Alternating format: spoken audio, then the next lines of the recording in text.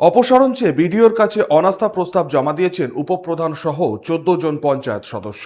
সোমবার অনাস্থা প্রস্তাবে সেই সদস্যদের নিয়ে অন্ডাল বিডিও দপ্তরে শুনানি হয়। সেখানে 14 জন সদস্যই উপস্থিত ছিলেন বলেই দাবি করেছেন উপপ্রধান কৌশল সিং। কাজোড়া পঞ্চায়েতে মোট 25 জন সদস্য ছিলেন, তাদের মধ্যে 23 জন তৃণমূল এবং 2 জন সিপিএম এর। এক তৃণমূল সদস্য ইতিমধ্যে পদত্যাগ করায় বর্তমানে সদস্য সংখ্যা 24। এরই মধ্যে প্রধানের বিরুদ্ধে অনাস্থা এনেছেন 14 জন সদস্য। উপপ্রধান কৌশল সিং এর অভিযোগ, প্রধান নিজের মতন করেই পঞ্চায়েত পরিচালনা করেন এবং অন্যান্য সদস্যদের মতামতকে গুরুত্ব দেন না।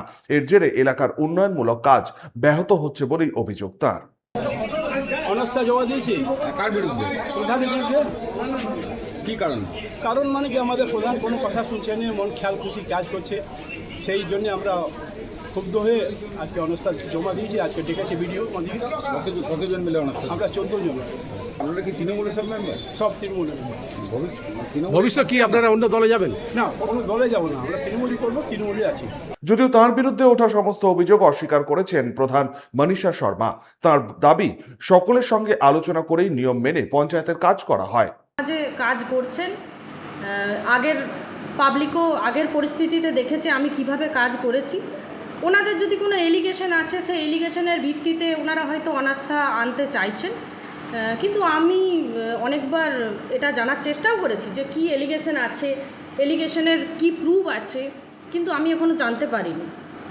এগুলো তো প্রশাসনিক কর্মপ্রক্রিয়া, তো প্রশাসনিক, হ্যাঁ, বিডিওকে চিঠি দিয়েছে, আমাকেও কপি দিয়েছেন ওনারা।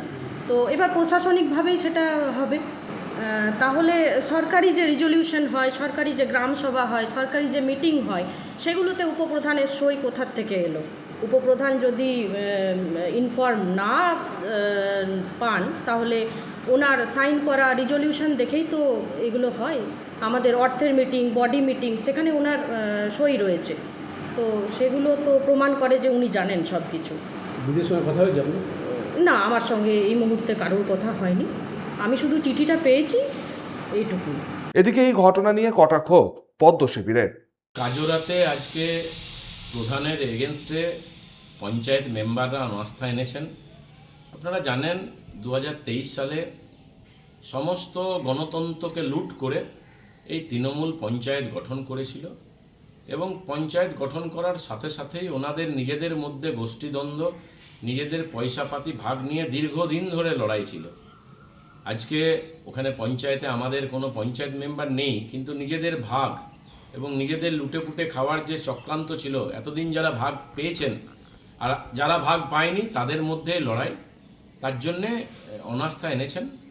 আমি বলবো দলটা এমনিতেই তলানিতে শেষ হয়ে গেছে, দলটা তো নেই। অপেক্ষা করুন, আগামী দিনে ভারতীয় জনতা পার্টি পশ্চিমবঙ্গে প্রতিষ্ঠিত হয়েছে, সমস্ত পঞ্চায়েতে প্রতিষ্ঠিত হবে এবং মানুষের গণতন্ত্রকে প্রতিষ্ঠিত করে মানুষের সেবামূলক কাজ পঞ্চায়েতের মাধ্যমে আগামী দিনে সমস্ত পঞ্চায়েতে হবে। প্রলয় ব্যানার্জি, 99 নিউজ বাংলা, কাজোড়া। আপনারা দেখছেন 99 নিউজ বাংলা। বদলাবো আমরা।